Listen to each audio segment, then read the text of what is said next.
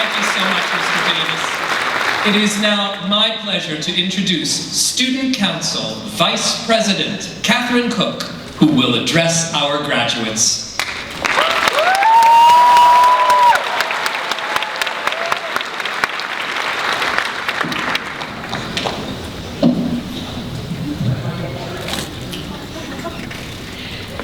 Good evening, everyone, and again, congratulations to the BCA class of 2015.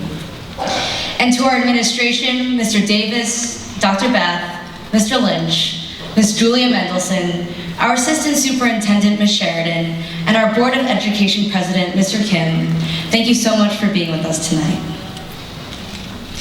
I'd just like to take this moment to introduce myself. My name is Katie Cooke, or at least that's what most people call me. But on my birth certificate, the diploma that I'll be receiving tonight, and any other formal document, my name is spelled out in its true form, Catherine. And I'm really not used to people calling me Catherine. In fact, I'm so not used to being called by my full name that during Club Getaway, a wilderness orientation program at the very beginning of freshman year, one of my classmates saw my name on the roster list, came up to me and asked me, "Are you Catherine?" But instead, I thought that he had asked me, "Are you Catholic?" So I responded, "No, I'm Presbyterian." First impressions meant a lot to me back then, so I let myself get really bothered about what had happened. I remember thinking to myself, how could I have been so stupid? He's probably gonna tell all his friends about this, and okay, I won't be called Catherine, but I sure won't be called Katie either, because my life here at BCA is ruined. I'm officially the Presbyterian girl. But luckily, the student had already adopted something that I would learn much later in my BCA career, that first impressions aren't everything.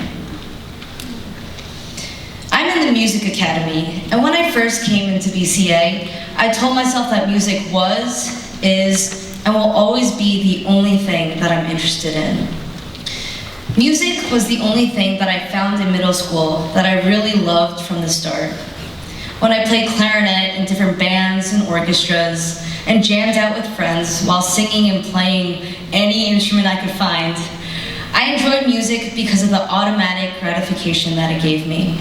Playing good music just came naturally to me. So when I first came to BCA, I closed myself off from anything that wasn't a music elective, and in turn, sure, I became a much better musician, but I didn't enjoy any of my other classes. I found the books that I read in lit irrelevant to my life, math homework torturous and frustrating, and my bio labs left me tearing papers and shedding a few tears too. Clearly, my first impressions of these classes weren't ideal. And it wasn't until I met my junior year calculus teacher that I was able to find something that I wouldn't have been able to find at any other high school. I didn't do very well in the beginning of calculus, and my first priority was to get the best grades that I could, even if that meant trudging myself through a class that I really disliked, memorizing whatever I could. However, just when I was starting to see some A's in my power school, a student in my class asked a good question, and my teacher responded, saying how asking intelligent questions like that would impress him and help him write a good recommendation letter about the student. So I adopted a new first priority, and I intelligently asked myself, how can I ask the most intelligent questions in class? And what I realized was that in order to become the ideal recommendation-worthy student that I wanted to be, I not only had to understand what was being taught to me, but I had to also learn to love it in my own way. Asking intelligent questions in class evolved away from just a sly method of trying to get a good recommendation letter, but it instead became my own personal journey to get myself to love calculus by understanding it and applying it to the things around me. And what was even better was that my teacher was more than happy to help me take my first steps. He encouraged me to dig deeper than just memorizing equations, and even deeper than just applying what I learned to the problems given to me on tests and worksheets.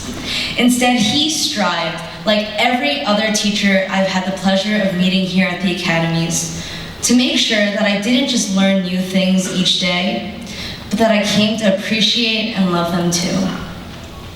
With this new mindset, I was able to find the greatest gift that BCA has to offer, a further understanding of love. That you should not only love what you're passionate about or what you're already comfortable with, but you should also let yourself love everything that surrounds you. Every student sitting before you tonight has their music or something that they really love and are passionate about. I mean, that's how we all came to the academies in the first place. But what I've noticed is that being in theater doesn't leave you locked up in tharts, just like being in science doesn't mean you can only be seen in the research facilities. In fact, sometimes it's the other way around. And that's because it takes a certain kind of high school student to learn that everything around him or her is worth appreciating and loving. And perhaps that's what brought us all together when we were 8th graders, and what brings us all together here tonight. We BCA students have realized that first impressions shouldn't mean so much, because learning the core of what to love about something only comes with a truly nurtured relationship with it.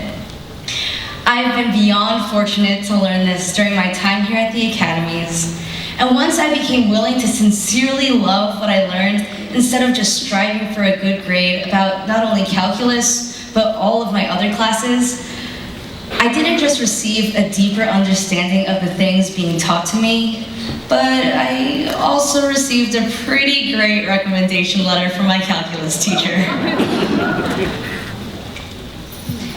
College is going to be filled with countless amounts of new people, experiences, and perhaps even some bad first impressions. But if there's one thing I would like to share with not only my fellow classmates, but also to everyone sitting in the audience tonight, it's to let yourself love everything. Subjects and people are a lot more than their faults. I may be the Presbyterian girl, but I'm also part of the greatest graduating class, the BCA class of 2015. Thank you.